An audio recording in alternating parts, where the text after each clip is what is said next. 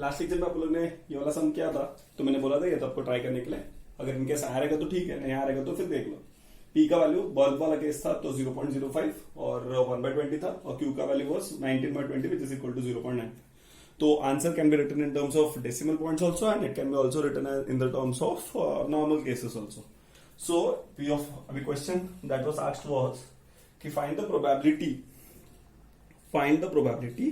That not more than one, मतलब एक से ज्यादा बल्ब डिफेक्टिव नहीं निकलेगा, उसका प्रोबेबिलिटी बताने के। विल फ्यूज वाला केस था, तो देख लेते हैं। फिर x इक्वल टू 0, तो फॉर्मूला तो अपने पास रेडी है, n का वैल्यू रेडी है, p का वैल्यू रेडी है, q का वैल्यू, तो n का वैल्यू 5 है, तो दिस विल बी 5c0। फिर p का value was given by 1/20, so 1/20 the whole raised to 0 और 19/20 the whole raised to 5 plus yo rule, यहाँ 0 5 minus 0 is 5, फिर यहाँ पे 5c1 1/20 the whole raised to 1 और 19/20 the whole raised 4। सब इसका कैलकुलेशन देख लेते हैं। तो उसका कैलकुलेशन के केस में ध्यान से फटाफट कैसे सॉल्व करेंगे पहले समझ लेते हैं सिचुएशन। तो द सिचुएशन विल बी, अब यहाँ पे 5c0 का वैल्यू 1 होता है, फिर 1/20 raise to anything raise to 0 is 1, और यहाँ पे 19/20 को मैं 19 raise to 5 upon 20 raise to 5 लिख सकता हूँ, प्लस 5c1 इज 5 इंटू 1/20, तो 1/20 द होल रेज टू 1 आएगा, और into 19 raise to 4 upon 20 raise to 4। So मेरा लॉजिक क्या बोलता है कि यहाँ पे 19 raise to 5 upon 20 raise to 5 है, plus 5 into 19 raise to 4 upon 20 raise to 5 हो जाएगा। 20 raise to 1 into 20 raise to 4 is 20 raise to 5। तो यहां से क्या कॉमन ले सकते हैं हम लोग, 19/20 the whole raise to, sorry यहाँ पे से कॉमन क्या ले सकते हैं, 19 रेज टू 4 तो whole upon 20 raise to 5, bracket में 19 रेज टू 4 कॉमन लिया तो इधर एक 19 बचेगा, और प्लस ये तो पूरा कॉमन ले लिया तो यहाँ पे 5। सो final answer will B 19 plus 5 is 24 into 19 the whole raised to 4 upon 20 the whole raised to 5. So this can be written as the logic behind the sum. Okay, so point में अगर converted दिया रहेगा answer तो कुछ problem ही नहीं है। फिर next the third question that was given us, find the probability that more than one, मतलब एक से ज्यादा भी फ्यूज होगा, मतलब एक से ज्यादा फ्यूज होगा, तो एक से ज्यादा मतलब x is greater than equal to 1, एक से ज्यादा, ठीक है। सो एक से ज्यादा मतलब टोटल बल्ब कितना है 5, तो 0 1 2 3 4 5, सो 1 से ज्यादा क्या क्या आंसर आएगा यहाँ पे, p of x equal to 1 plus p of x is equal to 2 plus p of x equal to 3 plus p of x equal to 4 plus p of x equal to 5, so x equal to 5 हो जाएगा। तो यहाँ पे तो मैंने क्या सोचा कि ये लोग को आंसर कहां से कहां तक चाहिए, 1 2 3 4 5, मतलब 1 मतलब मोर देन 1 बोला है, मतलब एक से ज्यादा ऐसा। तो मोर देन 1 में it is obvious, more than 1 मतलब एक से ज्यादा, तो एक से ज्यादा में 1 थोड़ी ना आएगा, तो the answer will B x is greater then 1, तो 2 3 4 5। तो अभी अपना टोटल केसेस 0 1 2 3 4 5, तो यहां से यहां तक का वैल्यू पूछा है, तो मैं इसको क्या कर देता हूं, में 1 माइनस मतलब इतना कौन कैलकुलेट करे, इससे जब टोटल एडिशन 1 होता है, तो वो लोग ने आंसर इधर से इधर तक का पूछा है। So what I do is 1 minus ये कर दूंगा तो ये आंसर आ जाएगा, तो 1 minus p of x is equal to 0 plus p of x is equal to 1, एकदम सिंपल। तो p of x equal to 0 किधर था, x इक्वल टू 0 और x इक्वल टू 1 का आंसर तो रेडी है, तो 1 minus 24 into 19 raise to 4 upon 20 raise to 5 will be the final answer, एकदम सिंपल। और ये क्वेश्चन जानबूझ के वो लोग ने ऐसा दिया था सो दैट हम लोग वो प्रीवियस वैल्यू का यूज करके अपना आंसर देख सके, ठीक है। एंड लास्ट वाला केस बोला है एटलीस्ट वन मतलब क्या सर, एटलीस्ट मतलब कम से कम 1।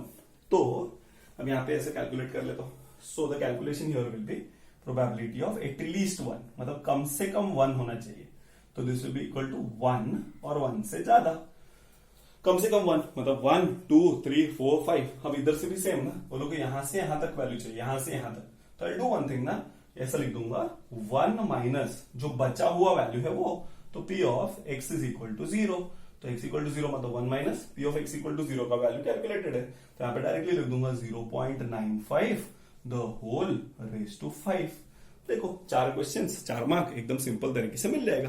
तो मतलब ये सम क्यों दिया था सर, फिर क्या बताने का ट्राई कर रहे थे वो लोग, ये सब में वो लोग नहीं बताने का ट्राई किया कि क्या क्या पॉसिबिलिटीज होती। None of the bulb will fuse, 5 ही बल्ब है तो एक भी फ्यूज नहीं होगा, एक हो सकता है 2 3 4 5, तो एक भी फ्यूज नहीं होने का probability direct calculate. Not more then 1 से ज्यादा नहीं, तो 1 और 1 से कम, तो 1 और 1 से कम हो गया। मोर देन 1 मतलब एक से ज्यादा मतलब 2 3 4 5, तो 2 3 4 5 कैलकुलेट करने से अच्छा मैंने क्या किया 1 माइनस जो 2 बचा था वो वैल्यू कर दिया, और एटलीस्ट 1 मतलब कम से कम एक मतलब 1 2 3 4 5 हो सकता है, और उसके हिसाब से कैलकुलेशन कर दिया। So this was the scenario of calculating any answer. Okay, so this was sum number 5। अब the next sum that I will start is sum number 4। मैंने स्किप किया था तो सम नंबर 4 देखते हैं, और ये सब मैं हटा दे रहा हूं, कैलकुलेटर एंड ऑल सब हटा दे रहा हूं। फॉर्मूला तो अपने को याद ही हो गया रहेगा, NCX P raised to x Q raised to n minus x, NCX P raised to x Q raised to n minus x, NCX P raised to x Q raised to n minus x. Okay, so I'll switch to the next sum. The next sum is given as okay 5, fourth वाला sum very important mark करके रखो, उसके accordingly फिर मैं बताता हूँ। 5 cards are drawn successively with replacement from a well shuffled deck of 52 cards। और अपना 52 कार्ड्स है ना, उसमें से वो लोग ने 5 कार्ड निकाला, एक के बाद एक निकाला और रिप्लेस किया, मतलब एक निकाला बाद में रख दिया, वापस निकाला वापस रख दिया। तो इसका मतलब ये है कि इसमें ऐसा नहीं है कि पहला कार्ड क्या निकाला दूसरा, अभी पहला निकाला उसको देखा और फिर से रख दिया, तो कार्ड्स में तो कोई टेंशन ही नहीं ना, तो उसको रखना इस इंडिपेंडेंट इवेंट। और मैंने बोला था बर्नौलिस को इंडिपेंडेंट इवेंट का जरूरत पड़ता है, तो वो तो चलो दूर की बात है। फिर find the probability that all the 5 card are spade, only 3 are spades and none is spade, मतलब question is about spade.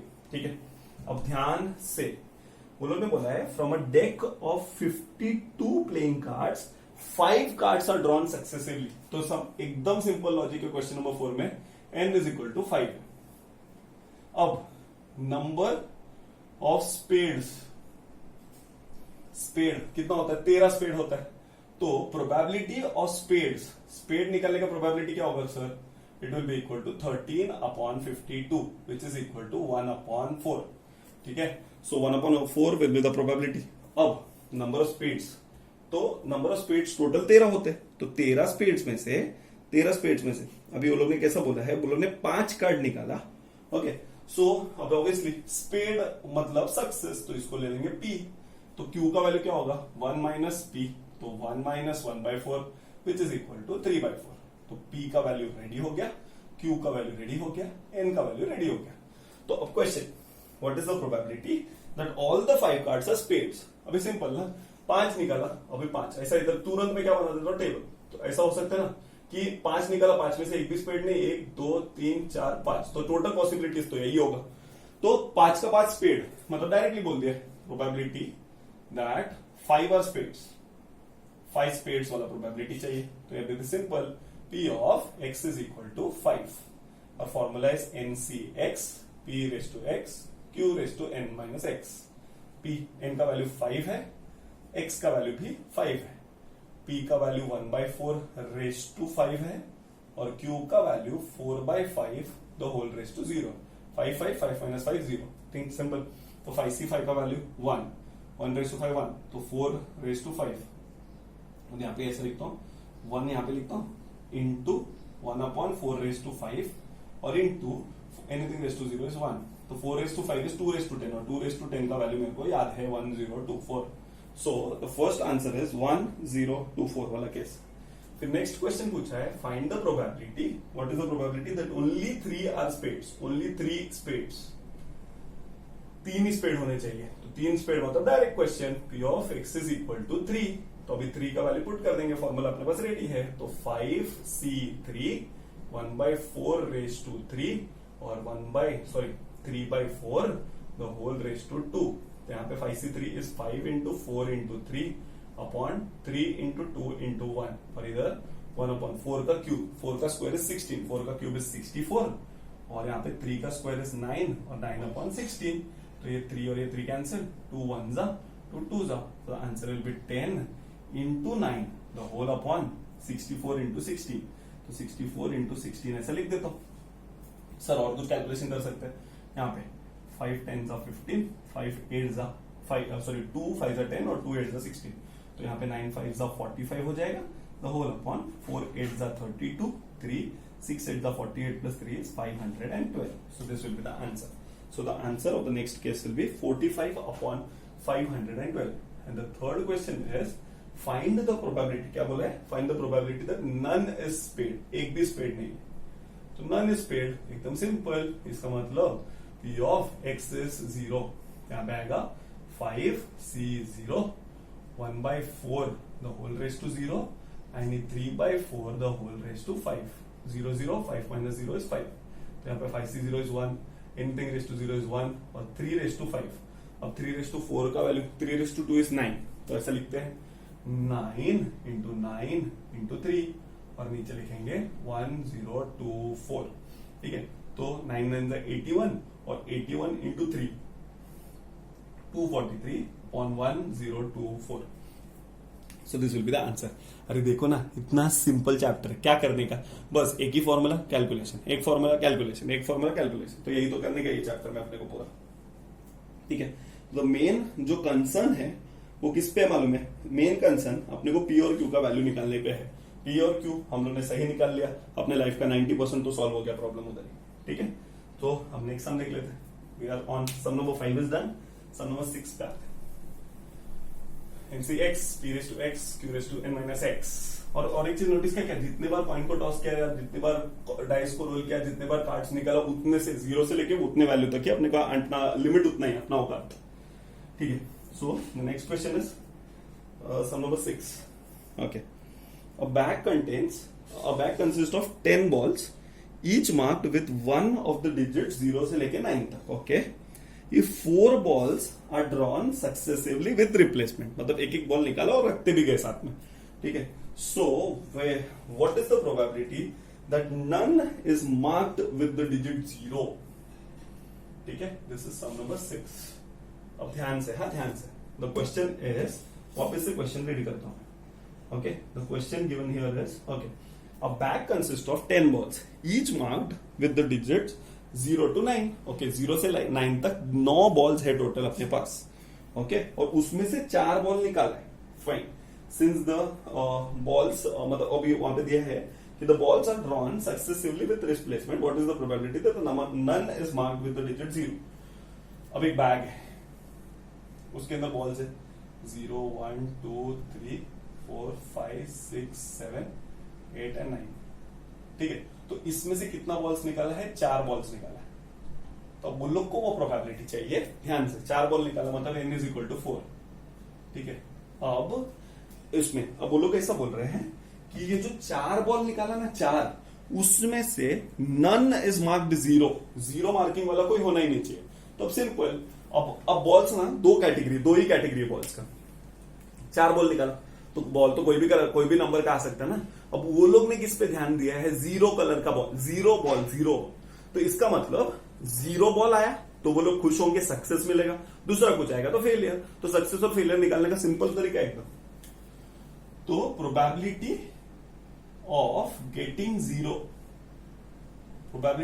0 is 1/9. अब ये तो बहुत लोग कंफ्यूज हो रहे हैं, यार ऐसा कैसा? अरे सिंपल लॉजिक है ना. इसका टोटल बॉल्स कितना है? 0 से 9, सॉरी 1/10 आएगा. 1/10. टोटल 10 बॉल्स है तो टोटल 10. उसमें से 0 आने का चांस 1/10. तो 0 आने का चांस, और 0 आएगा तो सक्सेस मिलेगा, इसलिए इसको बोलते हैं P. फिर Q का वैल्यू क्या होगा? 1 minus P. तो 1 minus 1/10 which is equal to 9/10. Sir ये तो ये लॉजिक तो मस्त था. मतलब हम लोग को ऐसा समझना है कि वो लोग ने बॉल को 2 ही कैटेगरी में किया है, 0 नॉन 0. तो ये 0 आने का प्रोबेबिलिटी 1/10, तो 0 नहीं आने का प्रोबेबिलिटी 9/10. तो this is probability of success and this is probability of failure. ऐसे 0 लिख देता हूं, O लिखेगा नहीं तो प्रोबेबिलिटी ऑफ गेटिंग 0. ठीक है. तो N ready, P ready, Q ready, N ready. तो फाइंड द प्रोबेबिलिटी, ऐसा बोला है, दैट नन इज मार्क्ड 0. मतलब एक भी बॉल 0 वाला नहीं आया हाथ में, तो उसका probability simple, P of x is equal to 0. None मतलब 0. तो अब ये फॉर्मूला में पुट करते हैं, mcx p raise to x q raise to n minus x. तो n का वैल्यू कितना है? 4. तो 4c0. फिर नेक्स्ट p का वैल्यू कितना है? 1/10. 1/10 द होल रेज टू 0 और Q का वैल्यू कितना है, Q का value is 9/10 the whole raise to 4. Your rule 0 0 4 minus 0 4. तो 4c 0 is 1, 1/10 raise to 0 is 1, 9 raise to 4. तो मेरे को तो 9 स्क्वायर का वैल्यू पता है. 9 square is 81 into 81 the whole upon 100 into 100. ठीक है. सो मेरा फाइनल आंसर 81 से मल्टीप्लाई करेंगे. सो आई गेस बहुत नंबर बड़ा हो जाएगा. 81 into 81 तो 81 आएगा, इधर 8 आएगा और 8 8 64 आएगा. सो 1 6 5 6 तो 6 5 6 1 आएगा. 6 5 6 1. कैलकुलेशन मिस्टेक तो नहीं किया. 1 1 1 8 8 64 1 8 plus 8 16 5. Okay perfect. तो दिस विल बी 1 2 3 4. तो अभी पॉइंट्स में लिखना है तो 0.6561 will be the probability of not getting a zero number. एक भी जीरो नहीं आने का प्रोबेबिलिटी विल बी दिस. ठीक है. फिर the next scenario will be equal to. अब next scenario this was sum number 6. अब sum number 7 on a multiple choice examination with 3 possible answers. Okay sir, हम लोग जो जेई देते हैं वो क्या होता है, that is also a multiple choice question, multiple choice examination but with 4 multiple answers. But ये लोग ने जो multiple choice question दिया उसमें 3 possible answers है. Okay, for each of the 5 question. Total paper में कितना question है, 5. तो n का वैल्यू 5.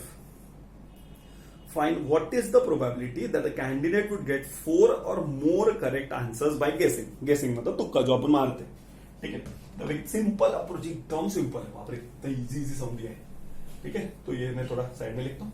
ये तो हो भी गया रहेगा सब. चल हटा भी देता हूँ इसको. So we are doing sum number 7. So sum number 7 का क्या सीन है सर, देख लेते हैं.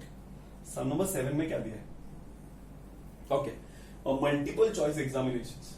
मल्टीपल चॉइस एग्जाम है.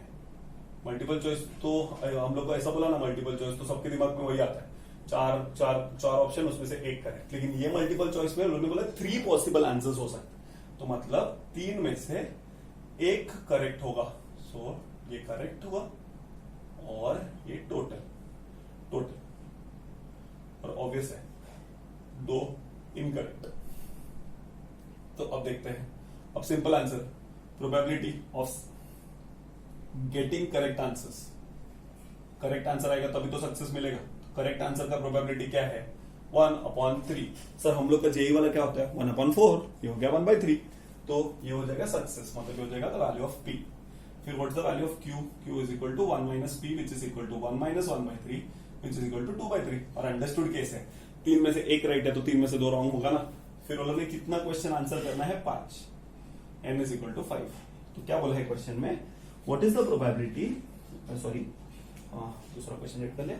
ओके, क्वेश्चन में ये दिया है, what is the probability that the candidate would get 4 और मोर करेक्ट आंसर्स बाय गेसिंग. अब टोटल 5 क्वेश्चन है, उसका एक भी रॉन्ग एक भी राइट नहीं होगा. ऐसा भी हो सकता है 1 right 2 right 3 right 4 right 5 right. तो इतना हो सकता है. तो उसने पूछा है कि what is the probability that the candidate should get 4 और मोर करेक्ट आंसर्स. 4 या 4 से ज्यादा करेक्ट आंसर्स मिलने चाहिए. तो प्रोबेबिलिटी ऑफ 4 और मोर करेक्ट आंसर्स. अभी एकदम सिंपल लॉजिक. अभी 4 या 4 से ज्यादा मतलब 4 और 4 से ज्यादा, और 4 से ज्यादा मैक्सिमम कितना हो सकता है, 5. तो p of x is equal to 4 plus p of x equal to 5. बहुत लोग अब चैप्टर के बारे में समझ भी गए और मेरे को डाउट भी पूछ रहे कि हाँ भाई एकदम इजी है सर चैप्टर में, बस एक ही फॉर्मूला यूज करो, कंडीशन जो दिया है वो पता लगा लो, that's it. x equal to 4, n का वैल्यू कितना है, 5. तो फॉर्मूला ऊपर लिख देता हूँ वापस से बार बार रिमाइंडर देने के लिए. NCx p raise to x q raise to n minus x. ऐसा मत लिखना तुम लोग, एग्जाम में अच्छे से लिखना. तो n का वैल्यू 5 रहेगा, 5c4. x का वैल्यू 4 है. फिर p का value 1/3 the whole raise to 4. और फिर q का वैल्यू कितना हो जाएगा, 2/3 the whole raise to 1. 4 4 5 minus 4 1 plus 5c5 1/3 the whole raise to 5. और यहाँ पे आएगा 2/3 the whole raise to 0. 5c5 आना चाहिए. ठीक है, 5 minus 5 0. क्या है 5c4. 5c4 is 5 into 4 into 3 into 2. Sir आता है मेरे को भी कैलकुलेशन, कुछ लोग मेरे को बताने लग जाते हैं. ये सबके जो समझ में भेजे में जाता है वैसा कैलकुलेशन में करता हूँ. 1/3 रेज टू 4. 3 रेज टू 4 याद नहीं है तो 9 into 9. 9 into 9 is how much, 81 into 2 raise to 1 is 2 upon 3 plus 5c5 is 1 और यहाँ पे ऐसा लिख सकते हैं 3 रेज़ टू 4 का वैल्यू 81 है और 8 इंटू 3 और यहाँ pay anything raise to 0 is 1. सो यहाँ पे 4 3 2 1 4 3 2 1 थोड़ी ना कैंसिल होगा तो 1 ऐसे ही रहेगा. फिर नेक्स्ट अब यहाँ से the calculation will be 5 5 2s are 10 the whole upon 81 3s are is यहाँ पे 3 और 3 8s are 24 तो 243 और plus this will be 1 upon 243. So the final answer will be 11 upon 243. मतलब 4 और 4 से करेक्ट आंसर आने का प्रोबेबिलिटी इज 11 अपॉन 243. तो 7 सम का आंसर एकदम आसानी से हम लोग निकाल सके. Next the total number of questions. Okay so next a person buys a lottery tickets in 50 lotteries in each of which has a chance his chance of winning a prize is 1 upon 100. Find the probability that he will win a prize at least once, exactly once and at least twice.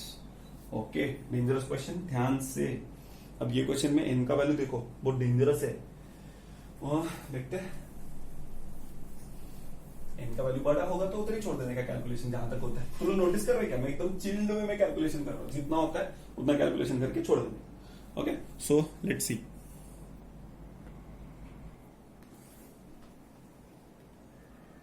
Okay तो 7th वाला सम देखते हैं.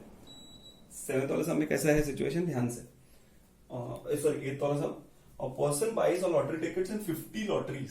Okay तो 50 lottery tickets का लिखता है indirectly. Okay 50 lotteries in each of which his chance of winning a prize is 1 upon 100. तो total ये हो जाएगा टोटल टिकट जितना है उसके पास n इज इक्वल टू 50. पहली बार इतना बड़ा वैल्यू आया है. हिज चांसेस ऑफ विनिंग मतलब प्रोबेबिलिटी ऑफ सक्सेस कितना दिया है 1 अपॉन 100. बाप रे बाप मतलब 100 में से एक बार जीतेगा वो. तो Q will be equal to understood है 1 upon 1 minus 1 upon 100 is 99 upon 100. Okay so find the probability that he will win a prize at least once. At least once तो जीतेगा वो. At least once. तो अभी understood case है कि sir उसने 50 lottery ticket लिया है तो उसका एक भी नहीं लगेगा. ऐसा भी हो सकता है. 1 लग सकता है 2 लग सकता है 3 लग सकता है 4 5 ऐसा ऐसा करके वो 50 का 50 भी जीत सकता है. ऐसा फिक्स नहीं है. 50 टिकट है तो 50 बार 50 जगह से अलग अलग जगह से लिया टिकट तो जीत तो सकते हैं. एटलीस्ट वंस मतलब कम से कम एक बार तो जीतेगा. तो कम से कम एक मतलब P ऑफ X कम से कम एक तो एक से ज्यादा बार भी जीत सकता है वो. तो एटलीस्ट वंस मतलब एटलीस्ट मतलब कम से कम नंबर के तरफ कम ऐसा याद रखना. एटलीस्ट मतलब कम से कम नंबर के तरफ कम. तो x का वैल्यू 1 से बड़ा तो 50 तक वैल्यू जा रहा है. तो सिंपल व्हाई नॉट कैलकुलेट. यहां से यहां तक कैलकुलेशन बोला है ना यहां से यहां तक. तो I do one thing 1 minus probability of x is equal to 0 calculate कर लूंगा. Because addition of all the probabilities 1 होगा. तो 1 से 50 बोला है तो 1 से 50 बोला है. इससे अच्छा 1 से 0 से 50 तक का एडिशन 1 होता है. तो 1 माइनस 0 विल बिकम 1 से 50 तक का answer. Simple. So the answer will be 1 minus p of x equal to 0. तो x इक्वल टू 0 मतलब the n c x p raised to x and q raised to n minus x is 50. So the answer will be 1 minus 1 into 1 into 99 upon 100. 99 upon 100 को कैसे लिखता हूं मैं 0.99 the whole raised to 100. So the final answer is 1 minus 0.99 the whole raised to 100. This is case 1. अब case 2 में question क्या पूछा है. एटलीस्ट वंस के बाद वो लोग ने एग्जैक्टली वंस पूछा है. एग्जैक्टली वंस मतलब एक बार. तो एग्जैक्टली वंस मतलब probability exactly once. So exactly once में ध्यान से तो P of x is equal to 1. तो P of x equal to 1 का आंसर कैसे कैलकुलेट करेंगे ध्यान से. तो this will be 50c1 1 upon 100 the whole raise to 1 और 99 upon 100 the whole raise to 49. ये 1 से 50 माइनस 1 इज 49. ऐसा कैलकुलेशन हो जाएगा. तो 50c1 का वैल्यू कितना हो जाएगा 50c1 इज 50. अब यहां पे कैसा कैलकुलेशन लिख सकते हैं हम लोग. तो 50 into 1 upon 100 into 0.99 the whole raise to 49. ये देखो 50 1 जा 50 2 जा. So final answer will be, ऐसे लिख सकता हूं 0.5, तो 1/2 को 0.5 into 0.99 the whole raise to 49. So this will be the answer. तो the final answer of this part will be okay. हम लोग ने तो नॉर्मली हाँ वैसे ही दिया है, वो इसको 1/2 इंटू 0.99 रेज टू 49 ऐसा लिख सकते हैं. और अब हम लोग ने थर्ड क्वेश्चन पूछा है एटलीस्ट ट्वाइस. एटलीस्ट ट्वाइस, पहले तो एटलीस्ट वंस कैलकुलेट किया, अब एटलीस्ट ट्वाइस. तो प्रोबेबिलिटी ऑफ एटलीस्ट मतलब कम से कम, नंबर की तरफ कम. तो x is greater than equal to 20. तो अब एकदम simple, x is greater than equal to 2, तो मैं ये हटा रहा हूं और यहां से 2 से 50 तक का आंसर चाहिए. तो 2 से 50, बाप रे 48 वैल्यूज 49 वैल्यूज कौन कैलकुलेट करे. इससे अच्छा ऐसा कर सकता हूं, दिस इज 1 माइनस दोनों का एडिशन. तो p of x equal to 0 plus p of x is equal to 1. So इसका कैलकुलेशन कैसा होगा, 1 माइनस. अब इसका कैलकुलेशन x इक्वल टू 0 का तो आंसर रेडी है. ओके, तो x इक्वल टू 0 में तो ये आएगा 50c0 1/100 the whole raise to 0 और 99/100 द होल रेज टू 50. ये हो गया पहला. और यहां पे आएगा 50c1 1/100 the whole raise to 1 और 99/100 द होल रेज टू 49. तो ये हो गया कैलकुलेशन. ठीक है. सो अब ध्यान से द होल रेज टू 49 आराम से लिख सकता है. सो यहां पे रेज टू 49. ओके, सो अब कैलकुलेशन कैसे प्रोसीड करवाएंगे सर, अब ध्यान से सोचते हैं. So this can be written as, यहां पे 1 माइनस ब्रैकेट में 50c0 इज 1 इंटू 1 इंटू, इसको कैसे कैलकुलेट करेंगे, एनीथिंग रेज टू 0 इज 1 और यहां पे 0.99 the whole raised to 50 plus 50c1 is 50 into 1/100 into 0.99 the whole raised to 49. अब इसका कैलकुलेशन देखते हैं. 1 माइनस ब्रैकेट के अंदर अब एक काम कर सकते हैं, देखो हाँ, इधर से 0.99 रेज टू 49 कॉमन, तो 0.99 the whole raise to 49 common ले लिया, तो अंदर आएगा, इधर आएगा 1 प्लस 2 1 जा 2 2 जा, तो 5 1 जा 5, 50 1 जा 52, तो 0.5 आ जाएगा. So the 1 plus 0.5 is 1.5. तो 1 minus 1.5 into 0.99 the whole raise to 49. So this becomes the final answer of the calculation. तो सर कैलकुलेशन को ऐसे ही छोड़ दिया तो चलेगा? हाँ, आराम से इतने पे छोड़ देंगे तो चलेगा, क्योंकि ऑब्वियस है ना 50 वाला कैलकुलेशन करना भी तो वैसे भी डिफिकल्टी होगा ना. तो इधर कैलकुलेशन को छोड़ दिया तो भी कुछ प्रॉब्लम नहीं होगा. ठीक है. सो एकदम आसानी से हम लोग कोई भी कैलकुलेशन निकाल सकते हैं. फिर नेक्स्ट केस इस अच्छा वाला केस. सो देखते हैं, अभी इसका हिंट दे देता हूं, फिर उसका जो सॉल्विंग होगा नेक्स्ट लेक्चर में. In a box of floppy disc it is known that 95% will work. तो 95% अगर वर्क करेगा तो मतलब p का वैल्यू 95 हो जाएगा, 95/100. तो 95% काम करेगा. फ्लॉपी डिस्क है, डिस्क मतलब डिस्क 95% काम करेगा, तो कितना परसेंट काम नहीं करेगा, 5%. तो p का वैल्यू 95/100, q का वैल्यू विल बी 5/100. ठीक है.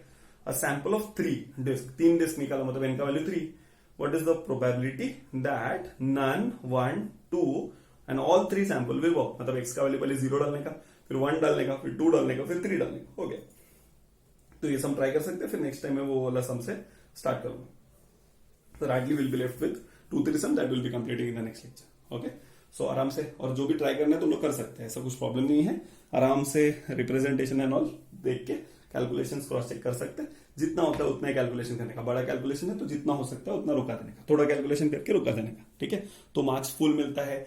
लास्ट ईयर स्टूडेंट को भी मैंने सिखाया है, मेरे को मालूम, मैंने लास्ट ईयर मतलब सिखाया था कि नहीं याद नहीं है, लेकिन स्टिल मैंने बताया है तो वो लोग को पता है कि 100 आउट ऑफ 100 इतने सारे लोग को आया. तो ऑब्वियसली वो लोग ने कैलकुलेशन, मतलब जहां तक मेरे को याद है कि कॉलेज के एग्जाम मतलब बोर्ड एग्जाम्स में वो लोग n का वैल्यू छोटा वाला सम्स पूछते हैं. मतलब ये n50 दिया है ना, तो ऐसा नहीं 5 6 7 ऐसा वाला वैल्यूज पूछने का चांसेस ज्यादा होता है. तो हम लोग कैलकुलेट कर सकते हैं. ठीक है. चलो बाय.